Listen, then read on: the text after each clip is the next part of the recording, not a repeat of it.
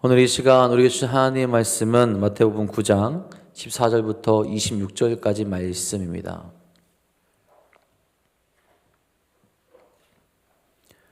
마태복음 9장 14절부터 26절까지 말씀입니다.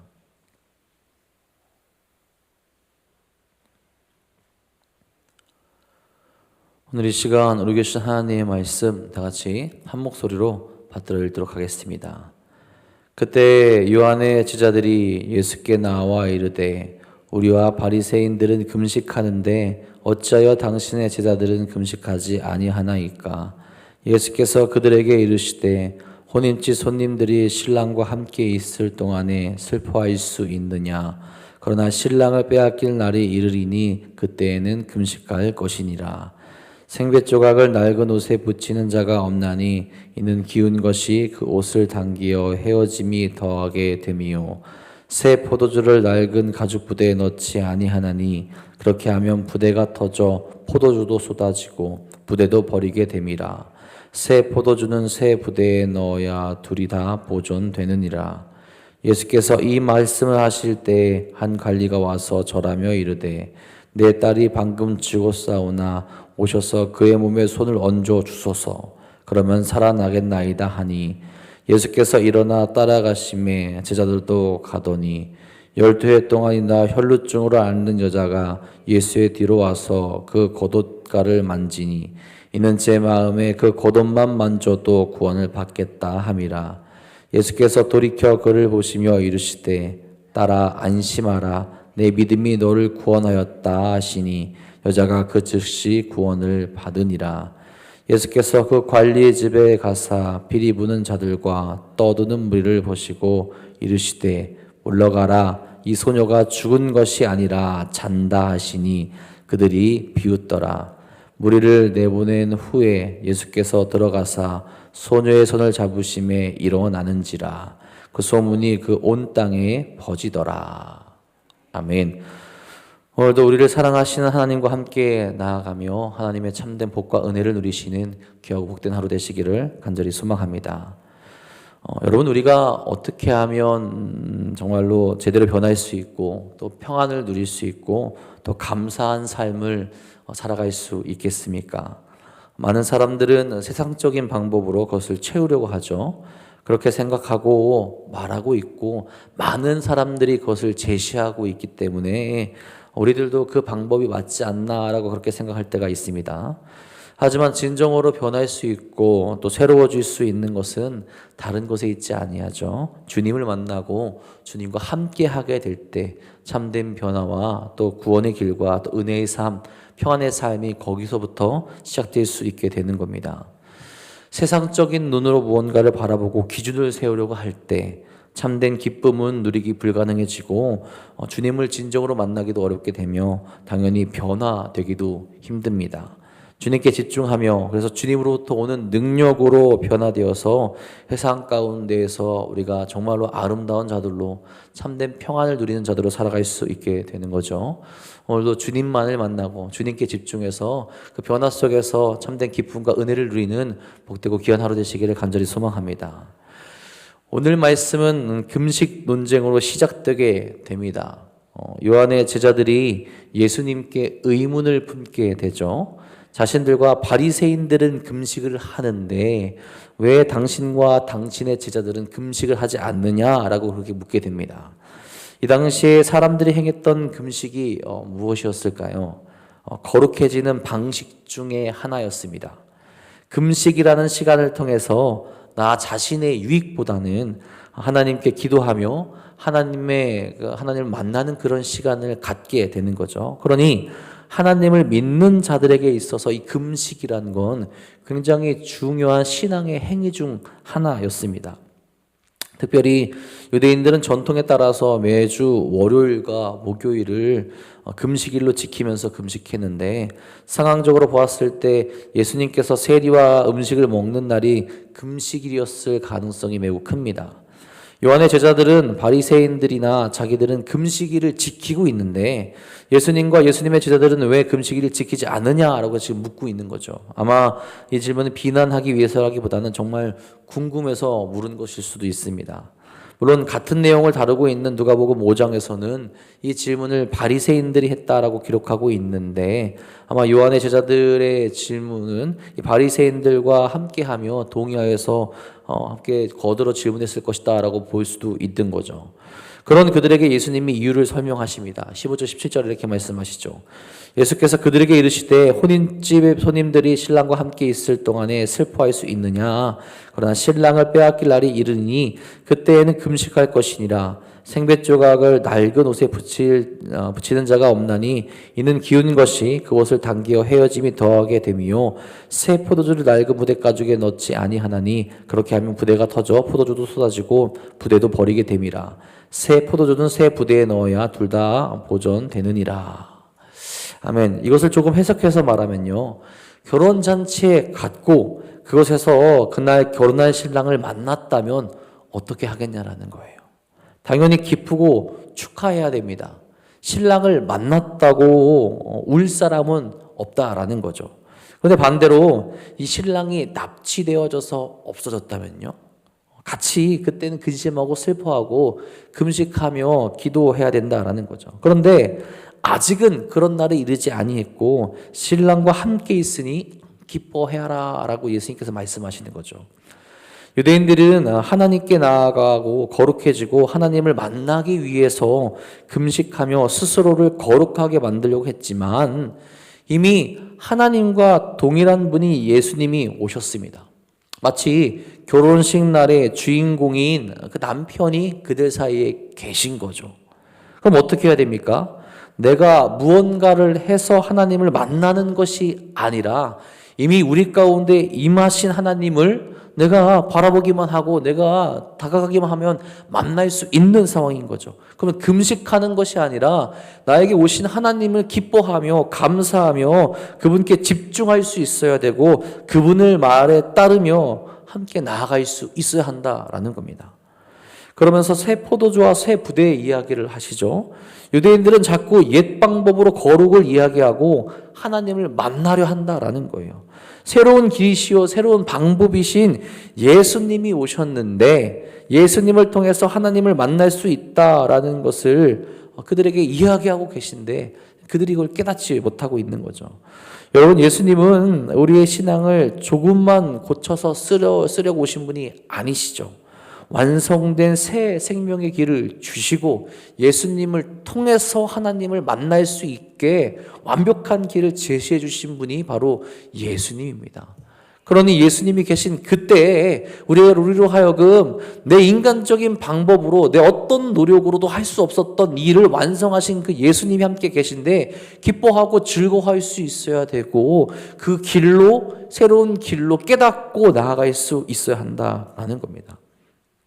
그럼 여러분, 주님을 만나고 있는 그 순간에 그들이 해야 될 것은 금식이 아니라는 거죠.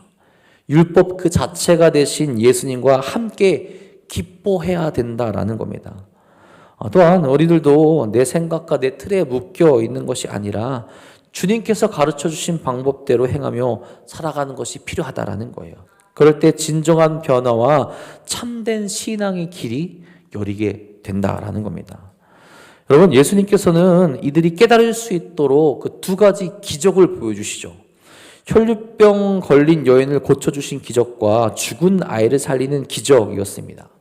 여러분, 이 두 기적에는 공통점이 있습니다. 뭐냐면 예수님께서 만나시고 대화하시고 만져주신 이들 모두가 부정하다고 여기는 이들이었다라는 거예요.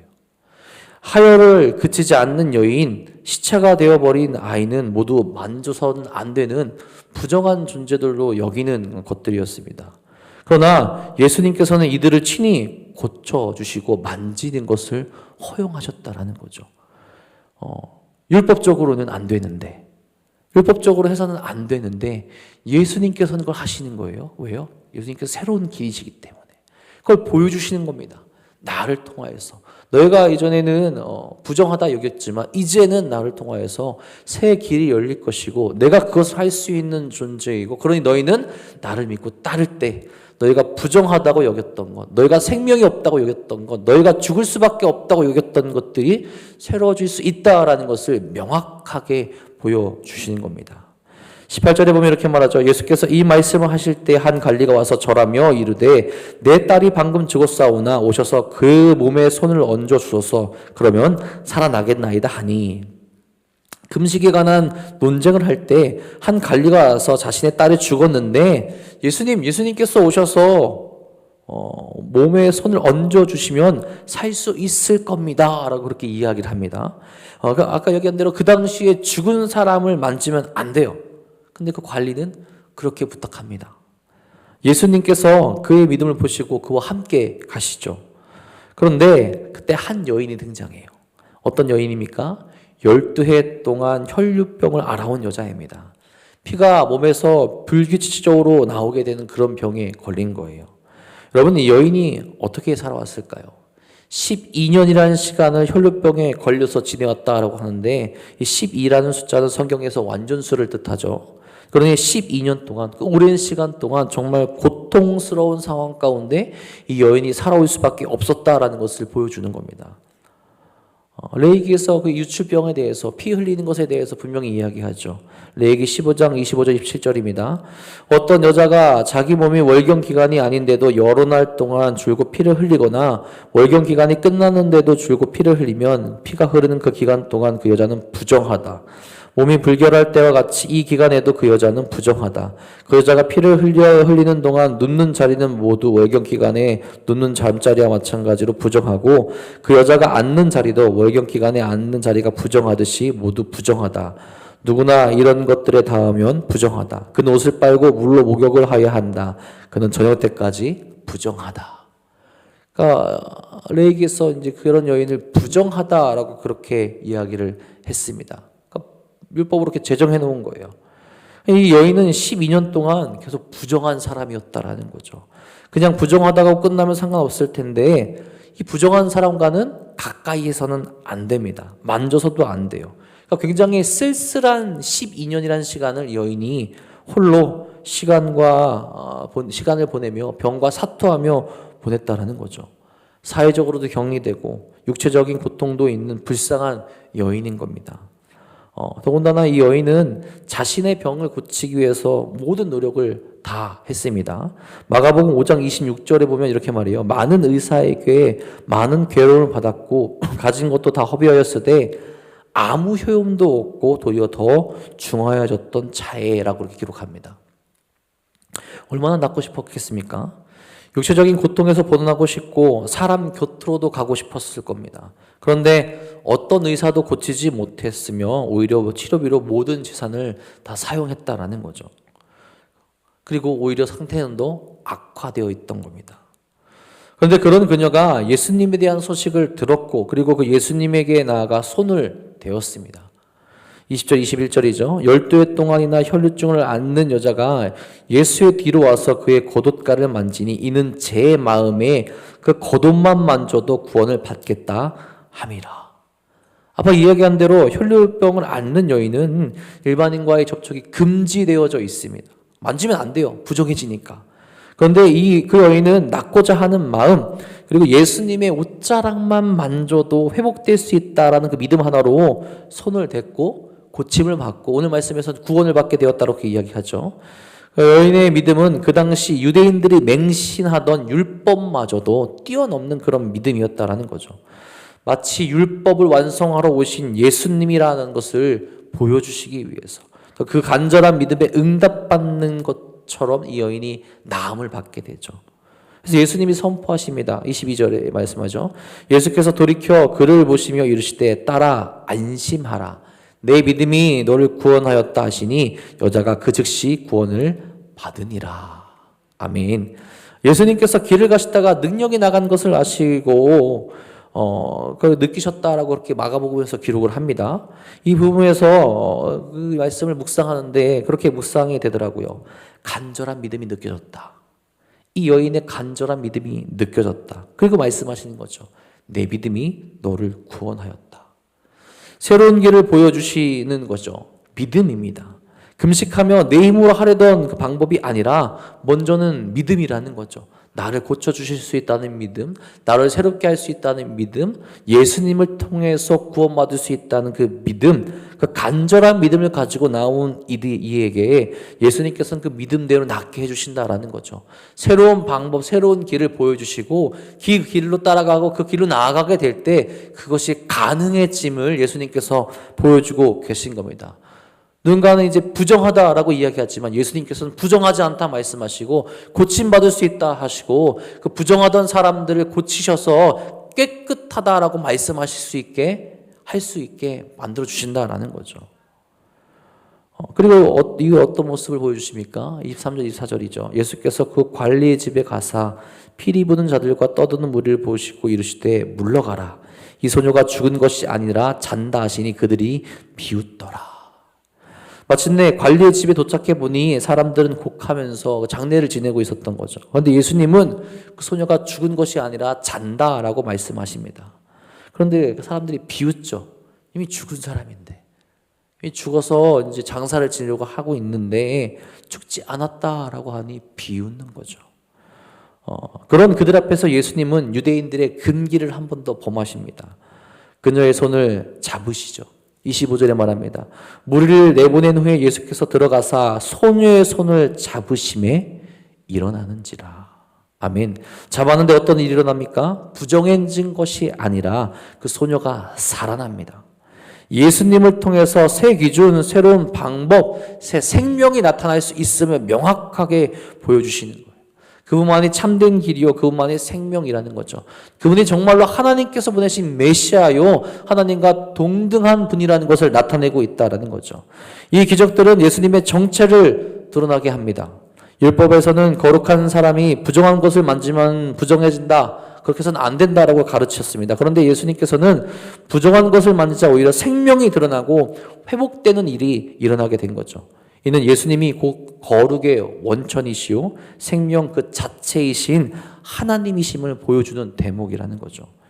빛이 어둠을 이기는 것처럼 예수님께서 가시는 곳마다 하나님의 생명과 사랑이 나타나고 있는 겁니다. 예수님은 이것을 가르쳐 주시는 겁니다. 예수님을 모시는 삶은 기꺼이 연약하고 죽어가는 이들에게 살펴가서 찾아주시고 만져주시고 그들과 같은 입장에 되어주시고 그들에게 도움을 주시고 그들을 섬겨주시고 그들에게 복음을 전하는 삶을 살고 계셨죠. 그래서 나로 인하여서 너희도 새롭게 될 수 있고 나로 인하여서 너희가 회복되어질 수 있고 나로 인하여서 너희가 거룩한 길로 갈 수 있다고 말씀하시는 겁니다. 유대인들은 자신들의 거룩함을 지키려고 몸을 사렸죠. 거룩하지 못한 곳, 거룩하지 못한 사람, 거룩하지 못한 시간, 거룩하지 못한 것들을 최대한 피하여 다녔습니다. 그것이 하나님을 만나는 방법이라 생각했고 그것이 하나님께서 기뻐하실 일이라고 그렇게 생각했어요. 그런데 예수님께서는 그 길이 아니라 나를 통해서 하나님과 함께 동행함으로 말미암아 새로운 생명의 길, 거룩하지 못한 곳으로 나아가서 그것을 거룩하게 만드는 그 길, 예수님을 통하여서 그것이 가능해짐을 보여주면서 그 길로 따라오라고 말씀하시고 있다는 거죠. 그것에서 참된 변화가, 그것에 참된 생명이, 그것에 참된 기쁨이 있다라는 것을 말씀해주고 계시다라는 거죠. 여러분, 우리는 여전히 바리새인들처럼 또 유대인들처럼 내 기준에서 내 생각으로 살아가려고 할 때가 참으로 많습니다. 하지만 예수님은 우리에게 말씀하시죠. 너희의 기준이 아니라 나의 기준으로, 너희의 생각이 아니라 내가 보여주는 것으로, 너희가 이야기하는 것이 아니라 내가 가르쳐준 대로 나아가라 말씀하십니다. 그럴 때 거기에 참된 생명이었고 참된 지혜가 있고 참된 구원의 길이 있다 말씀하시는 거죠. 사람들은 할 수 없다 이야기하고 사람들은 해서는 안 되는 일이라 말하지만 예수님께서는 가능하다 말씀하시고 예수님을 통하여서 새 생명이 들어옴을 명확하게 또한 보여주셨습니다. 그리고 우리가 선택해야 될 것이 무엇이겠습니까? 생명이 되시는 예수님, 우리에게 참된 구원이 되신 예수님, 우리의 삶을 정말로 새롭게 바꾸실 수 있는 예수님을 택하며 살아갈 수 있어야 한다라는 겁니다. 오늘도 우리에게 오셔서 참된 생명의 길이 되시고 새로운 길이 되어주시는 예수님만을 바라보며 우리도 예수님을 닮아 그 길을 명확하게 걸어가는 우리 모두가 될 수 있게 간절히 소망합니다. 그래서 오늘 우리 삶 가운데에서도 정말 예수님이 보여주는 그 생명의 길이 온전히 나타나게 되는 우리 사랑하는 혼남동교회 성도님들 되시기를 주님의 이름으로 간절히 축원합니다. 기도하겠습니다. 하나님, 오늘도 우리에게 그 생명의 길을 보여주시니 진심으로 감사를 드립니다. 연약한 이들에게, 오늘도 힘들어하면서 넘어져 있는 이들에게 먼저 다가가 주셨고 그 생명의 길을 보여주심을 분명히 고백하게 됩니다. 우리는 할 수 없다 이야기하고 우리는 해서는 안 된다 그렇게 이야기를 하지만 해서는 안 되는 것이 아니라 주님께서 보여주신 그 길이라면, 주님께서 허락하신 그 길이라면 이제 따라갈 수 있는 우리 모두가 될 수 있도록 역사하여 주옵소서. 어리석은 바리새인들이나 유대인들처럼 자신들의 생각에 갇혀서 그 자리에 머무르고 주님께서 주신 그 길로 나아가지 못하는 것이 아니라 언제든지 내려놓고 주님께서 말씀하신 그곳으로 나아갈 수 있는 거룩한 믿음을 오늘도 우리에게 허락하여 주옵소서. 날마다 주님을 따르기 소망합니다. 날마다 주의 길로 가기 소망합니다. 그래서 그곳에서 생명이 나타나는 거룩한 길로 나아갈 수 있도록 역사하여 주옵소서. 오늘도 그 생명의 길을 걸어가기 위해 우리가 우리의 생각과 우리 모든 것을 내려놓고 주 앞에 기도합니다. 사랑하는 이들에게 주님께서 응답하여 주시옵고 거룩한 삶을 살아갈 수 있도록 오늘도 힘과 능력을 허락하여 주시옵소서. 특별히 힘들어하고 아파하고 넘어져 있고 또 육적으로 연약한 이들 많이 있습니다. 주님 그들에게도 주의 손을 펼쳐주사 다시 한번 힘을 얻게 하여 주시옵고 주의 거룩한 은혜 가운데 살아갈 수 있도록 역사하여 주옵소서. 주님도 오늘도 우리와 함께 하실 것 믿사오며 참된 길이 되시고 생명이 되신 우리 구주 예수 그리스도의 이름으로 감사하며 기도합니다. 아멘.